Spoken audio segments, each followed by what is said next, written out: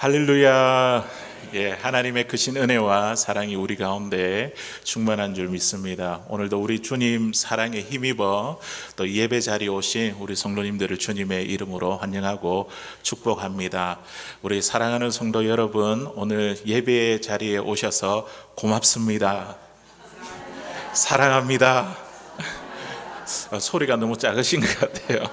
우리 부흥회 때 우리 두 번째 지난주 또 오늘 이렇게 적용하면서 같이 인사해 보았습니다.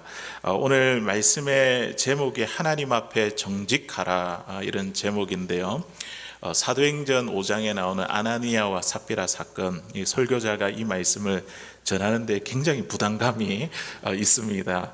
그래서 말씀을 듣다가 제 이야기는 목사님 이야기고 목사님 부부 이야기구나. 그런 가운데서 하나님께서 또 우리 마음에 찔림을 주시면 또 그 말씀을 나의 말씀으로 또 받고 또 하나님 앞에 돌이키는 역사 나타나게 되기를 바랍니다. 옆에 있는 분들과 이렇게 인사하겠습니다. 하나님의 시선을 의식하며 살아갑시다. 예, 하나님의 시선을 의식하며 살아갑시다. 아멘. 예. 우리 하나님, 우리가 말하는 거 다 듣고 계시고 보고 계십니다. 그 하나님을 의식하며 살아가는 것, 우리 하나님께서 기뻐하는 성도의 삶인 줄로 믿습니다. 오늘도 말씀을 사모하는 저와 여러분들을 위해서 우리 하나님께서 영의 양식으로 크신 은혜를 예비하고 계신 줄 믿습니다. 시카고의 한 신문에 이런 기사가 보도된 적이 있습니다. 어글스비라는 이 마을에 세탁소를 운영하던 한 주인이 옷을 정리하다가 2만 불 가량의 돈을 발견하게 되었습니다. 우리 성도님들이 세탁소의 주인이라고 한다면 어떻게 하겠습니까? 이렇게 공개적으로 이야기할 때는 경찰에다가 알리겠습니다 이렇게 이야기하겠죠. 이 세탁소 주인이 그랬습니다. 아무리 기다려도 이 돈의 주인 옷을 찾으러 나타나지 않자 이 세탁소 주인은 그 돈을 경찰에 신고했습니다. 이 신문은 이 사건을 크게 보도했습니다. 그런데 기자는 이 기사의 마지막에 이런 말을 남겼습니다. 이제는 정직이 뉴스거리가 되는 세상이 되었다. 이런 말을 남겼습니다. 잃어버린 돈을 주인에게 돌려주는 거, 우리는 아주 당연한 일이 아닐까 그렇게 생각을 합니다. 그런데 정직하게 행동한 이것이 오히려 세상 속에서 큰 화제가 되었다는 것, 그만큼 우리가 살아가는 이 세상이 정직을 귀하게 여기지 않는 사회 시대가 되었습니다. 그런데 오늘 본문을 보면요, 놀랍게도 부정직한 사건이 세상에만 일어난 것이 아니었습니다. 이 교회 안에, 또 특히 초대교회 안에 이런 부정직한 사건, 거짓과 위선의 사건이 일어났습니다. 그것은 바로 아나니아와 삽비라, 이 부부죠. 아나니아와 삽비라의 사건입니다. 아나니아와 삽비라는 자신들의 소유를 팔았습니다. 그리고 나서 그 일부를 감추고 나머지만 사도들 앞에 가지고 왔습니다. 그런데 문제는 일부를 감춘 것 자체가 아니었습니다. 오늘 말씀에 보니까 4절의 마지막 부분에 보니까 베드로가 이렇게 이야기를 하죠. 사람에게 거짓말을 한 것이 아니라 하나님께로다. 하나님께 한 것이다. 이렇게 말씀합니다. 그들은 일부를 감추고 드리지 않았기 때문에 죽은 것이 아니라 일부를 감추고 마치 전부를 드린 것처럼 거짓된 모습을 보였기 때문에 하나님의 엄중한 심판을 받았습니다. 우리 하나님은 하나님과 나와의 관계를 보시는 것이죠. 그 다른 사람이 아니라 하나님과 나와의 그 관계를 보십니다. 오늘 이 본문을 읽으면서 우리는 이런 생각을 할 수 있습니다. 하나님이 너무 지나치신 것이 아닐까. 특히 우리는 살아오면서 작은 거짓말이나 또 사실을 조금 감추는 것, 뭐 어때서 이렇게 대수롭지 않게 여기며 살아온 경우가 많기 때문에 아나니아와 삽비라 이 부부에게 내려진 하나님의 심판이 너무 엄격하게 느껴질 수도 있습니다. 그러나 오늘 본문은요, 우리에게 아주 중요한 질문을 던집니다. 왜 하나님께서 이 사건을 이렇게 심각하게 다루시는 걸까? 오늘 말씀을 통해 오늘 이 아나니아와 삽비라, 이 사건이 주는 의미와 왜 비극이 그들에게 일어나게 되었는지, 그리고 이 사건을 통해서 하나님께서 우리에게 주시는 메시지가 무엇인지 같이 우리가 말씀을 보며 함께 은혜를 나누기를 원합니다. 첫 번째로 이 사건이 주는 의미가 무엇일까요? 이 사건은요, 하나님이 누구이신가, 하나님이 하나님 되심을 드러내는, 그것을 보여주는 사건입니다. 우리 하나님은 어떠한 분이시죠? 성경에 보면 하나님이 이런 하나님이다, 우리에게 여러 가지로 말씀하시고 보여주십니다. 그 중에 한 가지, 우리 하나님만이 가지고 있는 그 성품이 무엇이냐면, 우리 하나님은요, 참되시고 진실하시며 거짓이 없으신 분이십니다. 우리 하나님은요, 말씀한 것은요, 반드시 이루시는 진실하신 하나님이십니다. 하나님의 성품에는요, 어떤 거짓이나 속임수가 없습니다. 그런데 반대로 성경은요, 마귀를 뭐라고 이야기를 하냐면 거짓의 아비라고 이렇게 정의를 내립니다.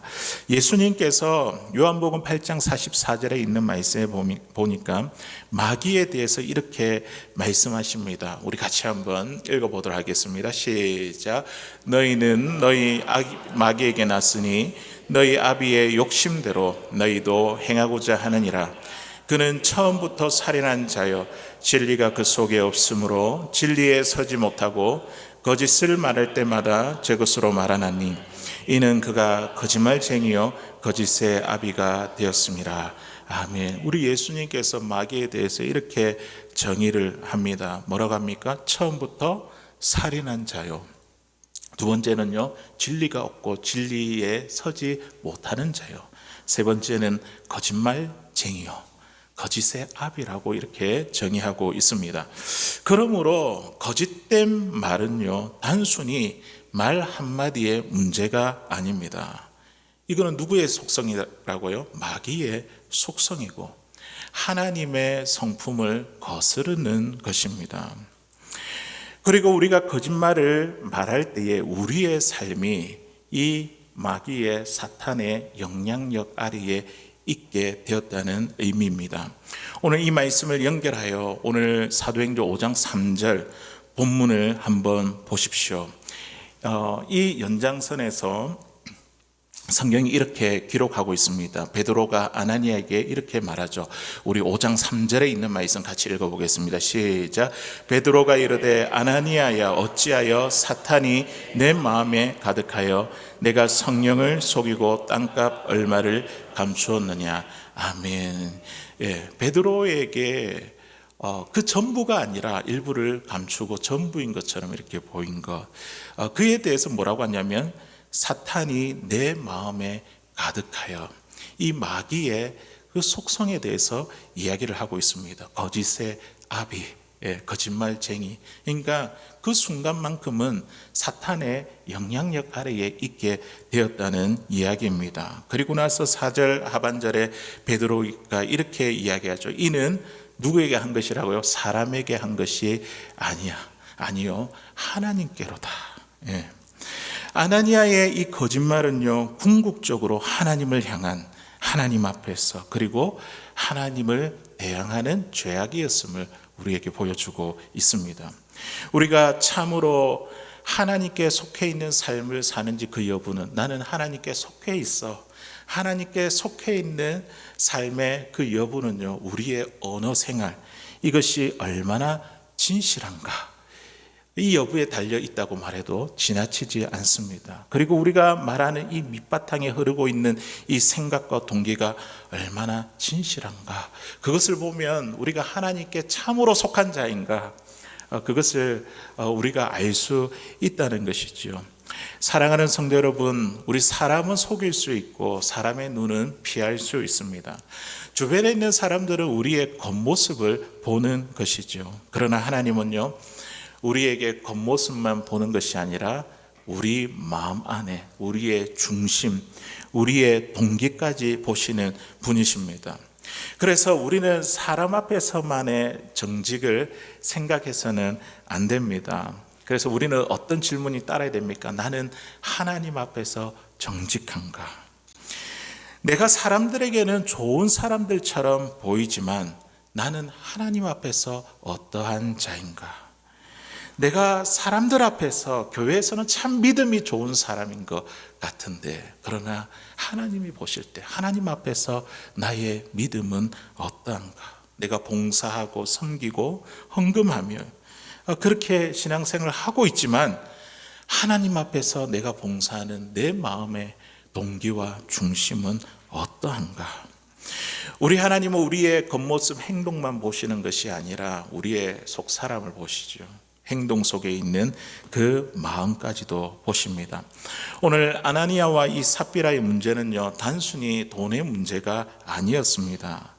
참되신 하나님 앞에서, 진실하신 그 하나님 앞에서 그들이 그 하나님을 속일 수 있다고 생각한 것, 진실하지 못했던 것이 그들의 문제였습니다.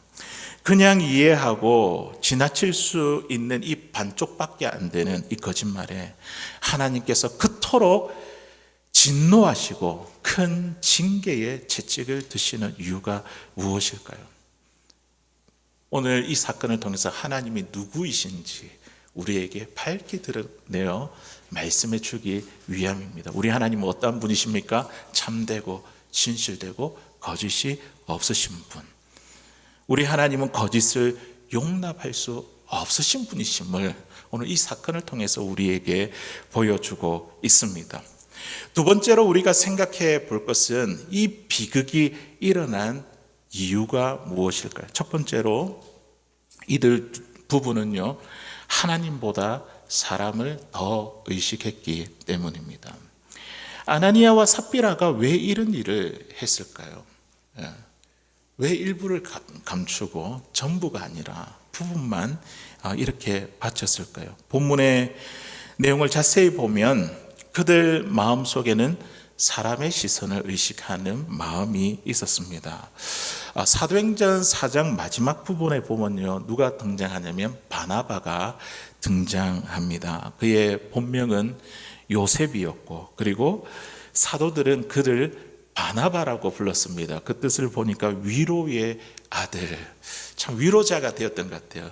이 사역자가, 사도들이 그를 보면 참 위로가 되었던 것 같아요. 그래서 바나바 이렇게 불렀던 것 같습니다. 또 이 바나바는 나중에 어떤 인물이 됩니까? 사도 바울의 보증인이 되죠. 맞죠?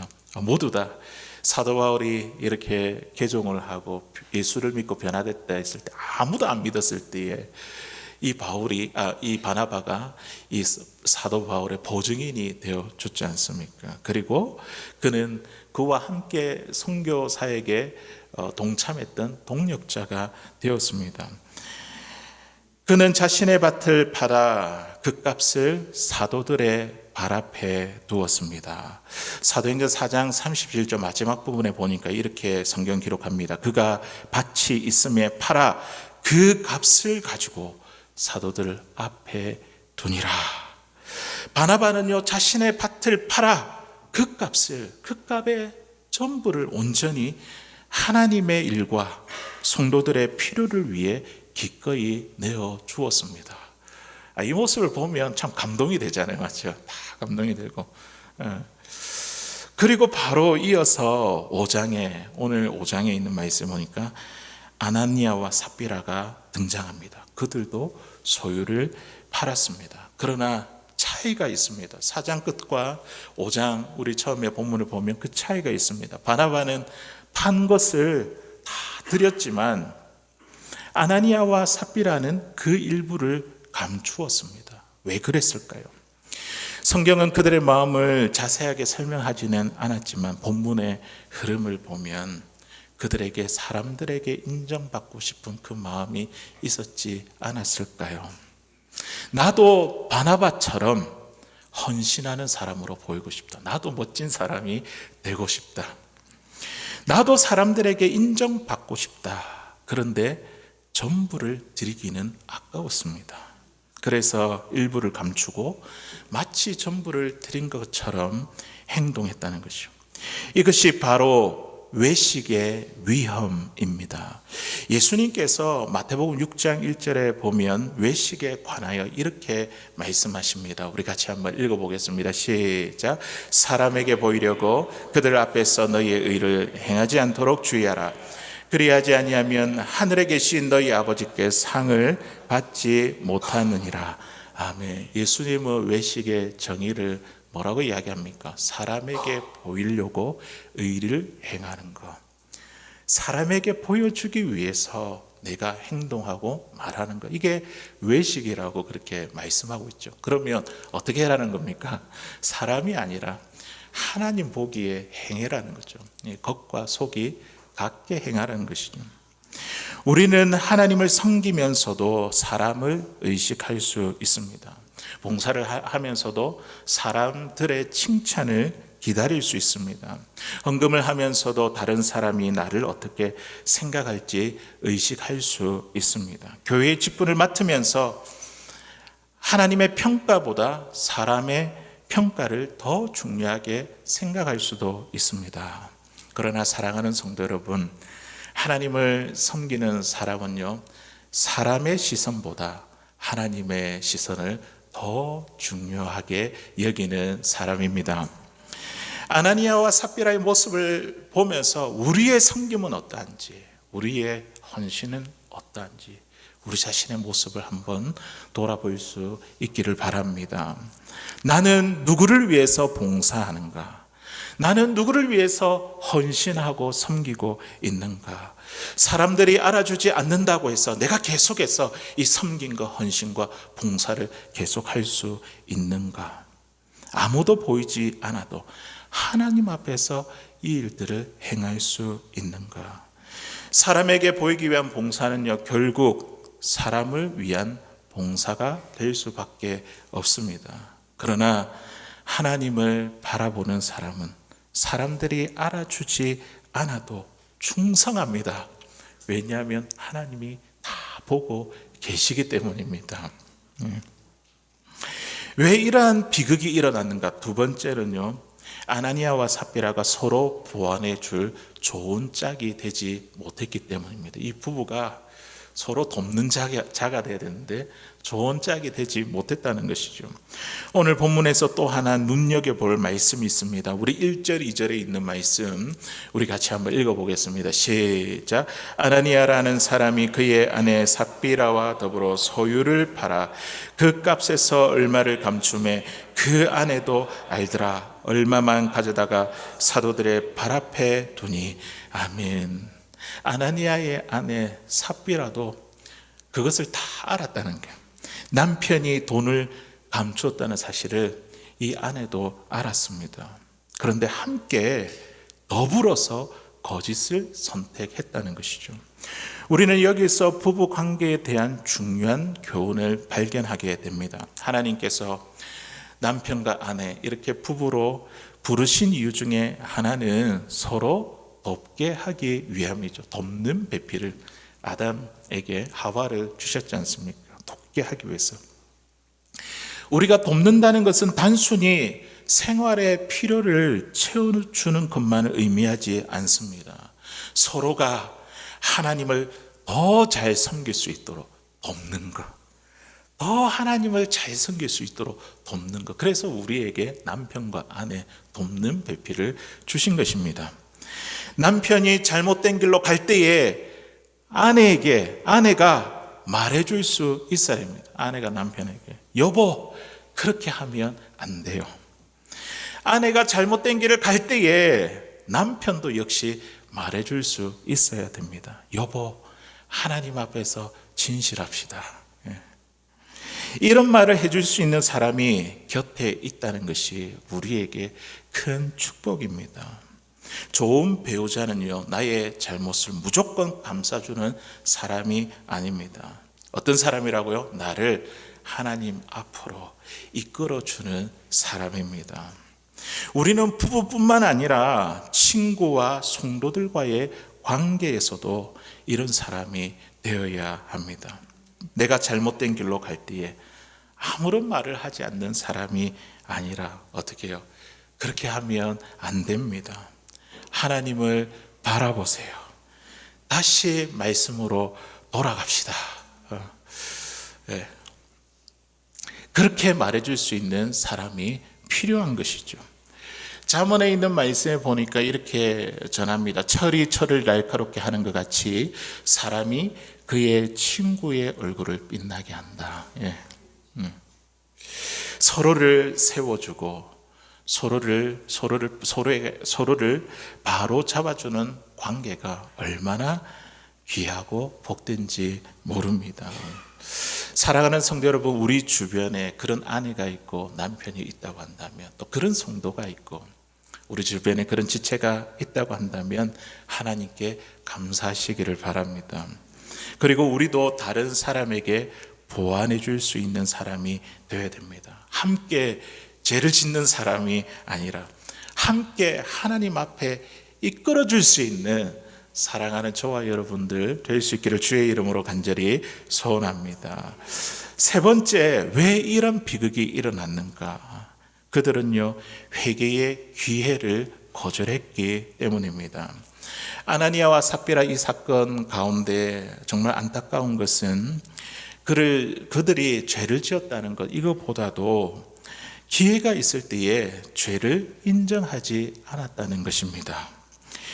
땅값 얼마를 감추고 교회 앞에 등장하기까지 아나니아가 지나야 했던 고민스러운 며칠, 또 몇 날 밤을 한번 생각해 보십시오. 성령 하나님은 계속해서 아나니아에게 말씀하고 계셨을 것입니다. 양심도 그를 책망하고 있었을 것입니다. 그때에 아나니아가 오 하나님 하고 한밤중에 벌떡 일어나 통회하고 자복했다면 그들 부부의 삶은 어떻게 달라졌을까요? 아나니아가 땅값을 베드로에게 바치는 그 순간에도 회개의 기회는 여전히 주어졌습니다. 베드로의 책망을 받는 마지막 순간에 아나니아가 제가 잘못했습니다. 제가 하나님 앞에서 정직하지 못했습니다. 용서해 주십시오. 그러나 그는 그렇게 하지 않았습니다. 마지막 기회까지 거절한 것이죠. 그리고 3시간 후에 또 어떤 일이 일어났습니까? 그의 아내 삽비라가 들어왔습니다. 베드로가 삽비라에게 묻습니다. 그 땅 판값이 이것뿐이냐? 그때에 삽비라가 뭐라고 대답합니까? 예, 이것뿐입니다. 그의 아내도 마지막 순간까지 거짓을 붙잡았습니다. 사랑하는 성도 여러분, 우리가 죄를 짓는 것보다 더 무서운 것은 그 죄를 인정하지 않는 것입니다. 사람들은 누구나 죄를 지을 수 있습니다. 누구에게나 실수할 수 있는 연약함들이 있습니다. 문제는 죄가 있고 없고가 하는 것이 아니라 죄를 지었을 때에 우리가 하나님 앞에 어떻게 반응하느냐, 이것이 중요합니다. 죄를 숨길 것인가, 변명할 것인가, 다른 사람에게 탓할 것인가, 아니면 하나님 앞에 나아가 제가 잘못했습니다라고 고백할 것인가. 성경은요, 우리에게 놀라운 약속을 주셨습니다. 요한일서 1장 9절에 있는 말씀 우리 같이 한번 읽어보겠습니다. 시작. 만일 우리가 우리 죄를 자백하면 그는 미쁘시고 의로우사 우리 죄를 사하시며 우리를 모든 불의에서 깨끗하게 하실 것이요. 아멘. 죄를 인정하고 하나님 앞에 나오면요, 우리 하나님은 그 죄인을 외면하지 아니하십니다. 어떻게 하신다고요? 모든 죄를 사시고 불의에서 우리를 깨끗하게 해 주십니다. 그러므로 우리의 마음이 찔림이 있고 거부감이 있을 때에 우리는 그것을 가지고 하나님 앞에 나아갈 수 있게 되기를 바랍니다. 사람에게 숨길 수 있을지 모르겠으나 우리 하나님께는 숨길 수가 없습니다. 하나님, 제가 잘못했습니다. 이 한마디가 우리의 인생을 새롭게 할 수 있습니다. 이제 마지막으로 우리가 함께 생각해 볼 것은, 그렇다면 하나님께서 이 사건을 통해서 우리에게 주시는 메시지가 무엇일까? 두 가지만 생각해 보겠습니다. 첫째는 거짓은 결코 숨길 수 없습니다. 언젠가는 드러난다는 것이죠.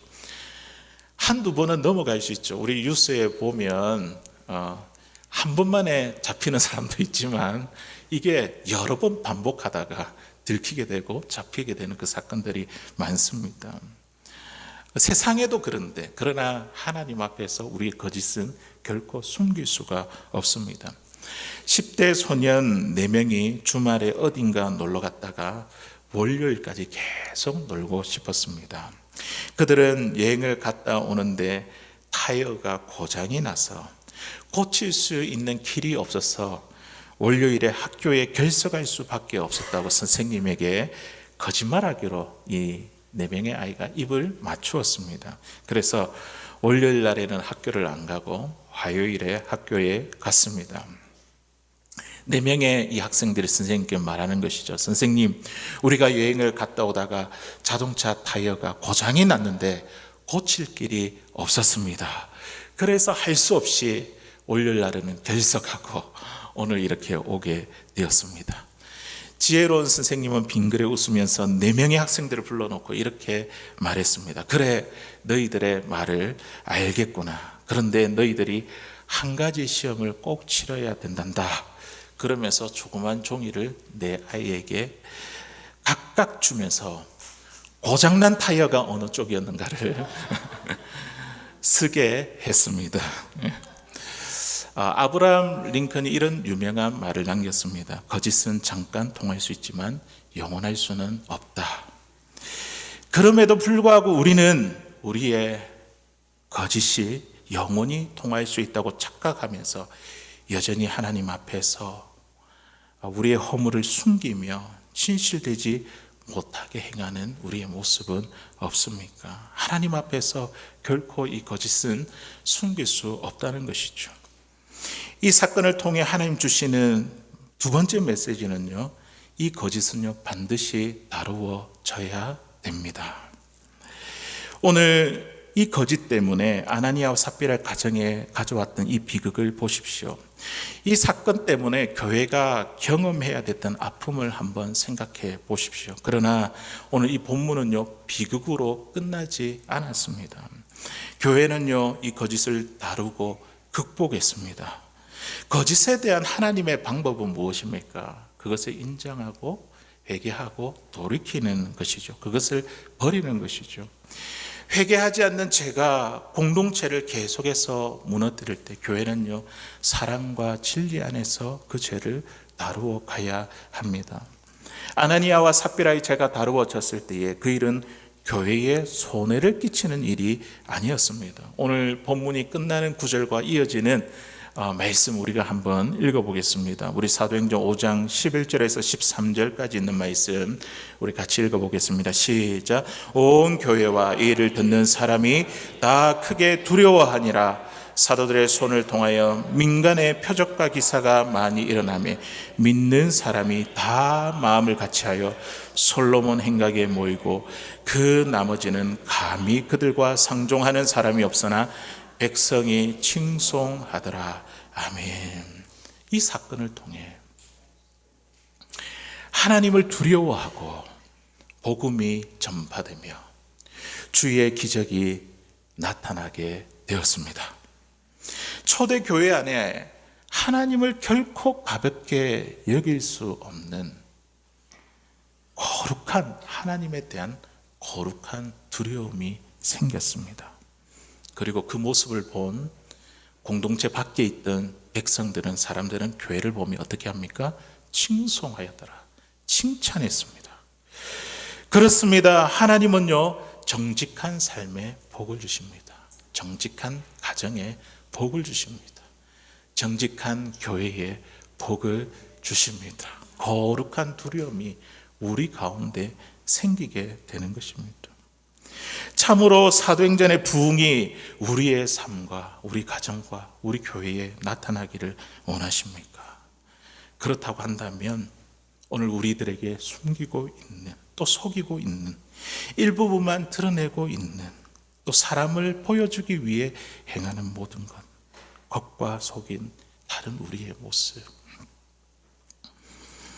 거짓과 위선을 우리 하나님 앞에 가져와 그것을 내려놓아야 합니다.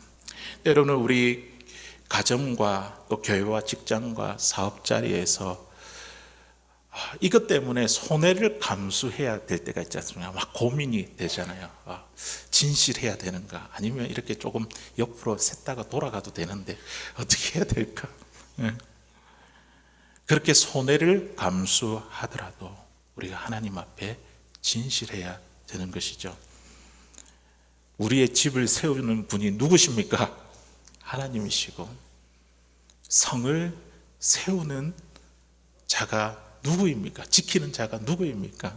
파수꾼, 우리 하나님이시죠. 하나님이 지켜주시지 아니하시면 우리의 잔꾀, 우리의 수고, 이 모든 것이 다 헛되게 되고 말 것입니다. 그리스도인들에게 이런 진실함은요, 단순히 거짓말을 하지 않는 것만이 아닙니다. 아무도 보이지 않는 그 순간에도 하나님이 보고 계시지, 듣고 계시지, 그 하나님을 의식하며 우리가 진실하게 살아가는 것입니다. 이것이 오늘 본문이 저와 여러분들에게 주고 있는 도전입니다. 우리가 주님을 의식하며 진실한 마음으로 하나님 앞에 정직하게 서게 될 때 사도행전의 이 기적은요, 지금도 우리의 삶에 계속 될 것입니다. 사랑하는 성도 여러분, 우리 가운데 죄인 아닌 사람이 아무도 없습니다. 중요한 것은 죄가 있느냐 없느냐 이것이 아니라 내가 죄를 발견했을 때 어디로 가느냐, 이게 중요한 것이죠. 죄를 숨기고 하나님에게서부터 멀어지는 사람이 아니라 자신의 죄와 연약함을 하나님 앞에 나아가 그 가지고 회개하며 주님께 돌아가는 사람이 되어야 됩니다. 어서 돌아오,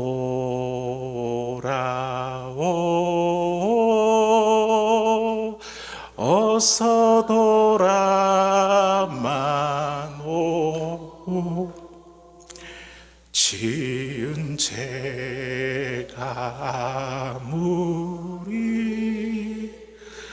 무겁고 크기로 주 어찌 못 감당하고 못 받으시리. 우리 주의 가슴은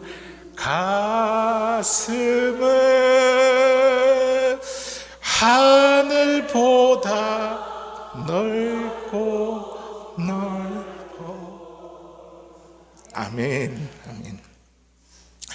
우리 모두가 주님의 용서와 그 주님의 긍휼을 기대하고 아무도 보지 않는 그 순간에도 우리가 하나님을 의식하며 진실하게 살아가기로 그렇게 결단하는 사랑하는 저와 여러분들 다 될 수 있기를 주의 이름으로 간절히 소원합니다.